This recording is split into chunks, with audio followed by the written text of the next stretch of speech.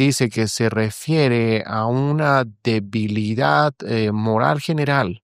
Esa es la palabra que él está describiendo, que en nuestras Biblias se traduce como afeminado. Y él dice, esa palabra en específico no tiene ninguna conexión directa con el comportamiento homosexual.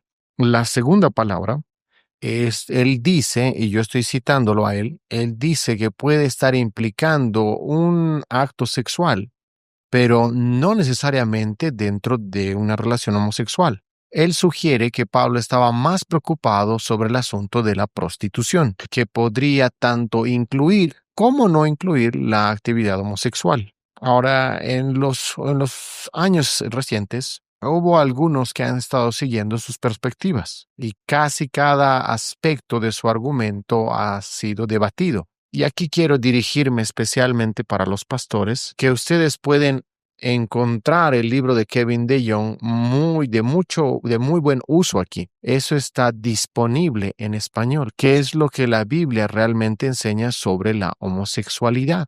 Creo que pueden encontrar ahí buenos argumentos para lidiar de manera pastoral.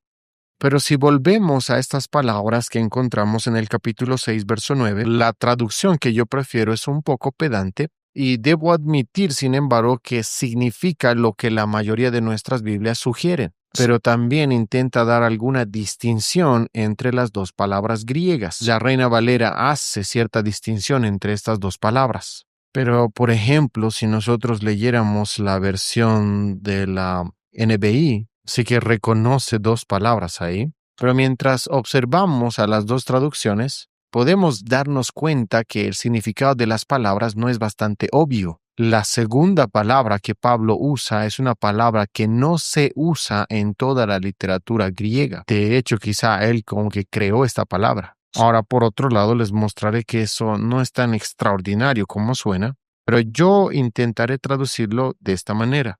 Ni los adúlteros, ni los varones que se entregan sexualmente a varones, ni varones que tienen relaciones sexuales con varones. En otras palabras, está describiendo la actividad homosexual de los dos compañeros dentro de esta unión. Y eso es lo que la traducción de la Reina Valera está tratando de enfatizar con la traducción de la palabra afeminado. En otras palabras, está tratando de describir al hombre dentro de esta relación homosexual que está actuando como si fuese mujer. El problema que tenemos es que la palabra afeminado no significa eso. En realidad habla de un hombre que tiene cierto comportamiento femenino. Y Pablo en realidad no está refiriéndose a eso, sino que está refiriéndose a aquellos que tienen sexo juntos. La dificultad es que la primera palabra que se traduce como afeminado simplemente puede ser traducido como suave, pero también la palabra tiene un significado más específico sexual. Así que si nosotros miramos más ampliamente en el lenguaje griego, esta palabra describe a la persona que es pasiva dentro de la actividad homosexual. Cuando esta palabra se pone en conjunto con la segunda palabra, que en el griego es la palabra arsenokotai, entonces ahora se hace bastante claro el aspecto sexual, porque esta segunda palabra es una palabra que está compuesta de las palabras hombre y cama. Ahora, como he dicho, esto es bastante técnico, pero ¿de dónde es que Pablo está sacando esa palabra? ¿De dónde? Siendo que no aparece en ninguna otra literatura griega que Pablo haya estado usando. Por supuesto que Pablo escribió su ética desde el Antiguo Testamento. Y en Levítico 20:13, nosotros leemos que si algún hombre se ayuntare con varón como con mujer, debe ser puesto a muerte. Las palabras ahí que nosotros tenemos para varón y cama en el texto griego, esas palabras vienen unidas directamente en el texto griego del Antiguo Testamento, la Septuaginta. Así que, en otras palabras, dice, si un hombre se acuesta con otro hombre, que claramente está haciendo referencia a la actividad sexual. Así que si Pablo tiene en mente Levítico 20, entonces no hay duda de que él se está refiriendo a la actividad homosexual. Casi ningún teólogo e incluso erudito liberal va a negar que Levítico 20 está condenando la actividad homosexual. La pregunta es si es que Pablo piensa lo mismo que Levítico, pero que por muchas razones piensa exactamente como Levítico, principalmente porque estas dos palabras aparecen juntas y él crea esta palabra, las une juntas, pero también porque Pablo tiene un trasfondo en la ley levítica. No lo vamos a hacer acá, pero en algún punto ustedes tienen que leer Levítico 18 al 20. Es muy interesante ver cómo la lista que nos provee el apóstol Pablo refleja lo que encontramos en esos capítulos en Levítico. Pablo aborda la inmoralidad sexual de manera más general, y sin embargo es abordado ampliamente en estos capítulos de Levítico. Por ejemplo, el pecado de incesto que Pablo acaba de abordar en el capítulo 5, aborda en Levítico capítulo 18 del 7 al 18. Se vuelve a abordar en el capítulo 20, versículos 11 y 12. Él también menciona el adulterio, y este se aborda en Levítico 18, 20 y en el capítulo 20, versículo 10. E inmediatamente después de esto te encontramos el pecado de la homosexualidad, y directamente después de esto se aborda la homosexualidad en Levítico. De hecho, en Levítico 18, 22 y Levítico 20, 13. Y eso, por supuesto, es solo un vistazo rápido sobre esos pasajes. El apóstol Pablo aborda los pecados de los corintios siguiendo el mismo orden que tiene el libro de Levítico. El hecho es que Pablo vio la ética sexual bíblica expuesta en Levítico capítulo 18 al 20. Dice, la iglesia debe entender esto. Pero Pablo no simplemente se redirige a la ley para su ética sexual, y vamos a ver eso un poco más adelante, sino que su ética sexual proviene de la creación en sí misma, donde la mujer fue hecha para el hombre y el hombre para la mujer. Ambos tenían que casarse y recibieron el mandato de multiplicarse y llenar la tierra como aquellos que son portadores de la imagen de Dios. Ahora podría decir más aquí, pero mejor ustedes pueden leer mi comentario cuando salga, o quizá pueden leer el comentario de Craig Blomberg. El comentario de Simon Kistemaker también aborda eso, pero no dice mucho. En parte porque cuando él escribió ese comentario, estos problemas no se estaban mostrando tan fuertemente. Así que creo que necesitamos entender algunos de estos argumentos. Que las personas en nuestras iglesias que creen y creen en las escrituras, con frecuencia escucharán también estas otras explicaciones y ellos dirán, pero suena bastante razonable. Y ellos dirán, bueno, es bastante claro que desde la historia la homosexualidad, pero con fidelidad, no fue un problema dentro del Imperio Romano. Pero eso también es una mentira.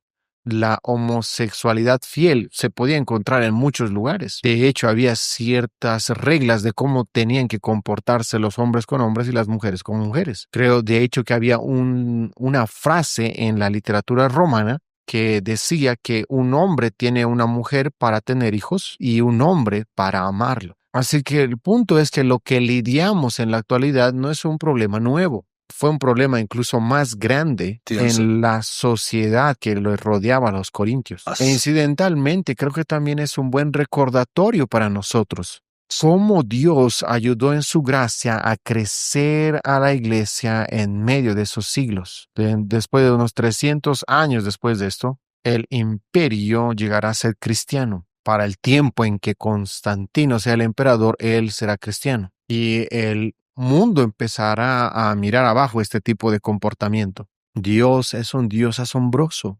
Pero cuando empezamos a sentir que nuestra era es más pecaminosa que otras, tenemos que recordarnos que siempre ha sido de esa manera. De hecho, lo he mencionado aquí el año pasado, que nada es nuevo bajo el sol. Estaba hablando de la predicación, de la gran predicación de aquellos hombres como Agustín y Ambrosio. Y Ambrosio es el obispo de Milán, un hombre que fue el responsable por la conversión de Agustín. Y su predicación bíblica es asombrosa. Mientras estaba leyendo a través de algunos de sus sermones, yo me quedé maravillado con alguno de ellos. Estaba hablando de cómo Cristo trae luz al mundo y en una manera que rara vez lo vemos hoy.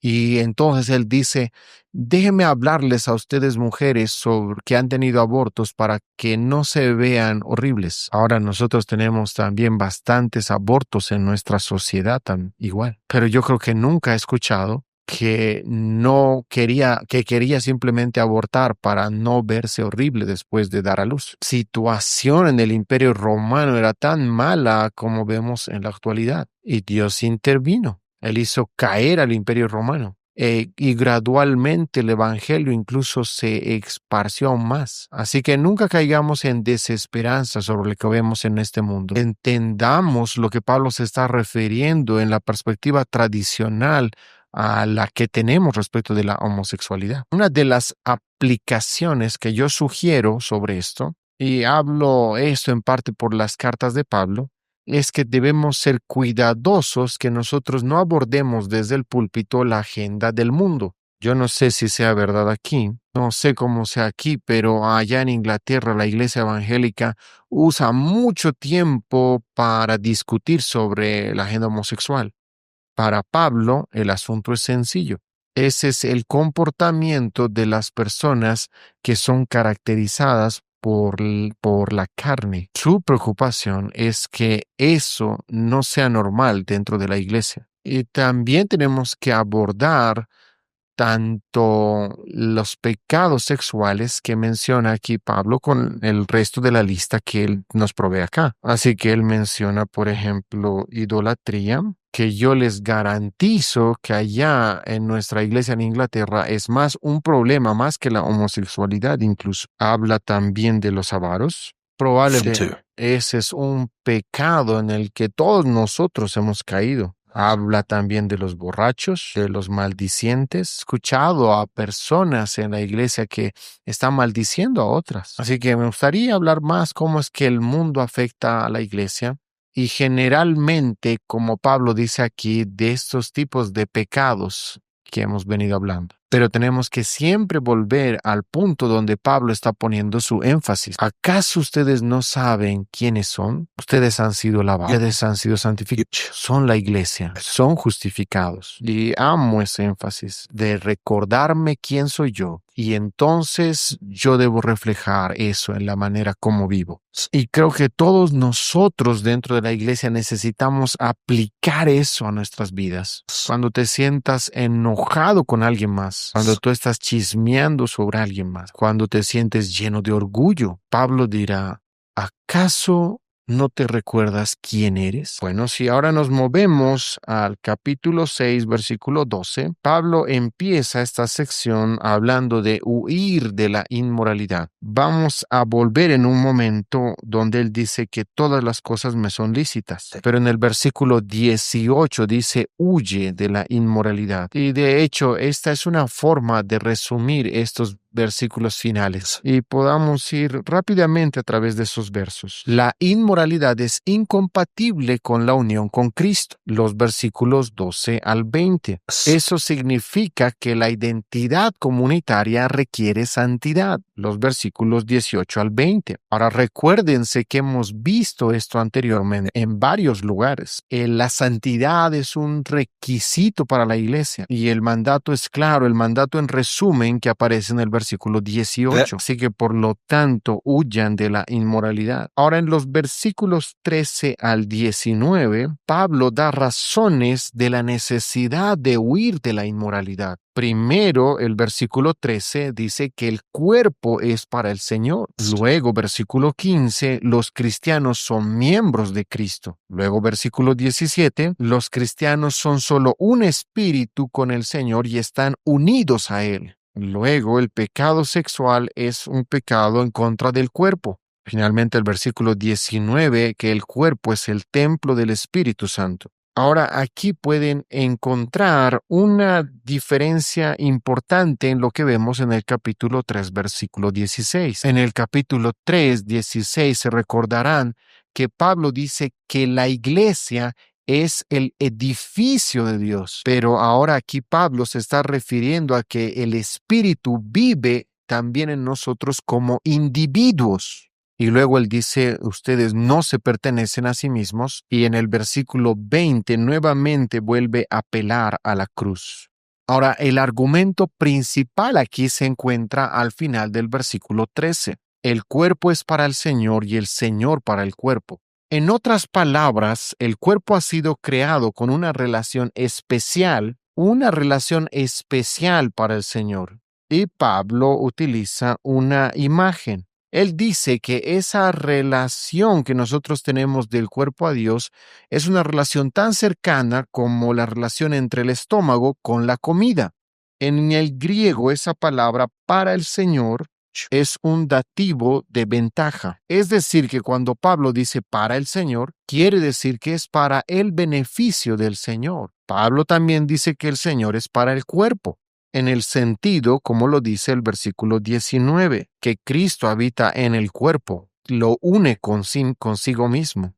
En otras palabras, lo que dice Pablo es con el cuerpo que podemos y debemos servir al Señor. Ha sido para su beneficio. Nosotros le servimos a Él y lo hacemos con nuestro cuerpo, dado que Dios nos dio nuestros cuerpos y nos ha hecho para su servicio. Entonces la inmoralidad sexual es inaceptable, porque no es para lo que el cuerpo fue hecho. El cuerpo fue hecho para el servicio del Señor y el Señor es para el cuerpo, en el sentido en que el Señor ha entrado a ese cuerpo. Así que finalmente Pablo dice, huyan de toda inmoralidad sexual. Y luego vemos en el versículo 20 un resumen. Honrad a Dios con vuestros cuerpos. ¿Pueden darse cuenta qué tanto Pablo ha estado enfatizando el cuerpo? Y esto es algo contracultural para las personas que habían crecido en una cultura griega, donde lo que importa es tu espíritu y tú puedes hacer lo que te dé la gana con tu cuerpo. Pero como Pablo dice una y otra vez en esta epístola, el cuerpo sí importa. Cuerpo es como tú sirves al Señor. El cuerpo es donde Cristo habita. ¿No es esto acaso interesante? Porque yo creo que muchos de nosotros diríamos que el Espíritu de Cristo habita en nuestro espíritu, pero no es eso lo que Pablo dice. Pablo no ve división entre el cuerpo y el espíritu. Cristo habita en el cuerpo. El tiempo en el que ve una división entre el espíritu y el cuerpo es como resultado de la caída, y eso pasa cuando nosotros morimos. Y como veremos en el capítulo 15, Pablo agradece a Dios que ese no es el fin y que el cuerpo será resucitado. Así que volvamos a la parte que salté en el capítulo 6, versículo 12. Pablo comienza con lo que la mayoría de los comentaristas coinciden que es un dicho o lema corintio, quizás usado en la carta que ellos le escribieron a Pablo. La mejor traducción probablemente sea: todas las cosas me son lícitas. Ahora creo que todos podemos suponer e imaginarnos que la frase todo me es lícito suena bastante liberador. Sin embargo, Pablo inmediatamente lo matiza, porque siempre surge un peligro, y es la cuestión de si el cristiano puede llegar a ser esclavizado por otro tipo de vida. Si todas las cosas me son lícitas, entonces quizá yo podría hacer esto de aquí, podría volverme un esclavo de eso, y entonces puedo caer en el comportamiento impío. Pero al final del versículo 12, Pablo dice, yo no me dejaré esclavizar por nada. Pero Pablo también nos da otra respuesta a esto. Y si ustedes están haciendo una exégesis para su estudio, tienen que revisar eso, porque en el capítulo 10, versículo 23, Pablo cita esto nuevamente. Todas las cosas me son lícitas, pero luego él agrega, pero no todo me edifica. Otra vez está utilizando la metáfora del edificio. Así que la preocupación o el interés de Pablo respecto de que todas las cosas le son lícitas no es para desmenuzar eso filosóficamente, sino es para verlo en la práctica. Él está diciendo, muy bien, ustedes piensan de esta manera, pero ¿qué clase de efectos va a traer esto sobre sus vidas? Ustedes pueden decir eso, pero no todo les edifica. Así que aquello que les edifica debe ser el criterio que ustedes deben determinar para seguir ese comportamiento.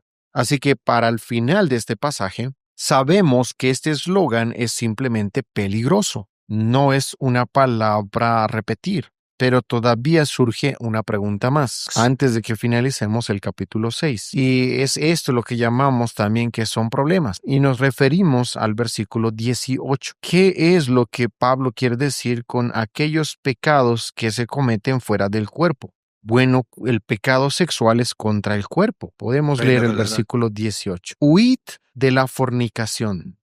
Cualquier otro pecado que el hombre cometa está fuera del cuerpo, mas el que fornica contra su propio cuerpo peca. Así que otra vez quiero ser un poquito técnico aquí. En el griego, la traducción que nosotros tenemos como cualquier otro, no está simplemente ahí.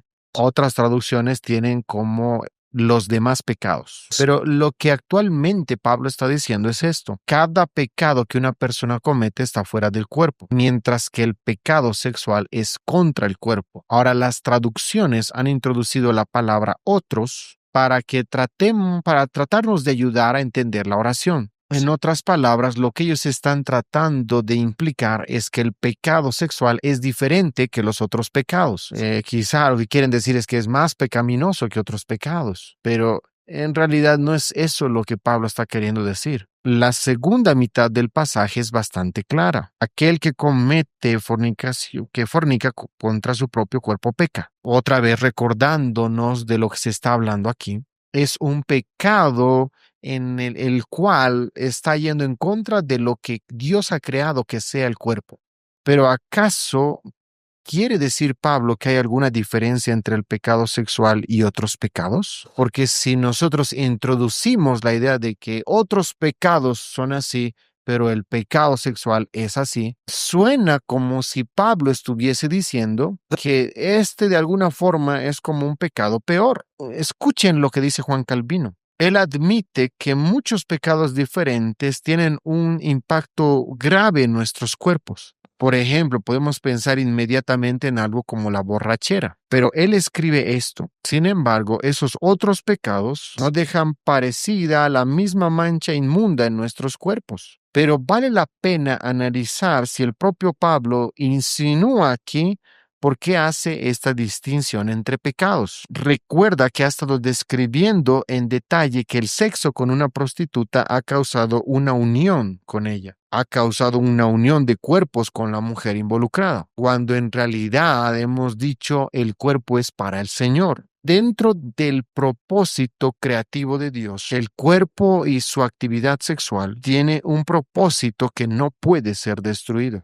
Mientras leemos las Escrituras, hay muchos lugares que nos muestran cómo el propósito de Dios es para que los cristianos reflejen ciertos aspectos de la imagen de Dios, incluyendo su fidelidad a su pueblo. Y eso es parte de lo que la actividad sexual trata, reflejando el amor maravilloso de Dios por su pueblo. Así que entregarse al pecado sexual es ir en contra de la unión del Señor con su pueblo. Es en efecto negar la forma en que el Señor en su creación ha usado el cuerpo físico. De hecho, que el Espíritu more en nuestros cuerpos físicos es un elemento final y crítico aquí. El Señor verdaderamente es para nuestro cuerpo. Ahora, ¿a dónde es que nos está guiando esto? No creo que Pablo esté diciendo que un pecado es peor que otro pecado. Más bien se refiere a que el problema del pecado sexual que está tratando aquí está refiriéndose a que este pecado ataca la forma para la cual o la razón para la cual Dios ha creado el cuerpo. El pecado sexual es en contra del cuerpo, es en contra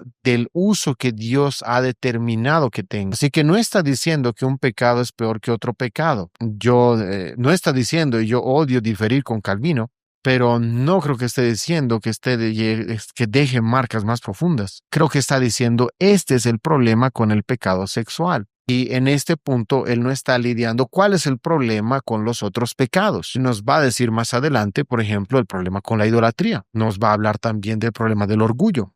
Pero en este punto, aquí nos está diciendo cuál es el problema del pecado sexual. Es que nosotros estamos negando para lo cual ha sido creado el cuerpo. Que dentro de la actividad sexual tiene que reflejar el amor de Cristo por su pueblo.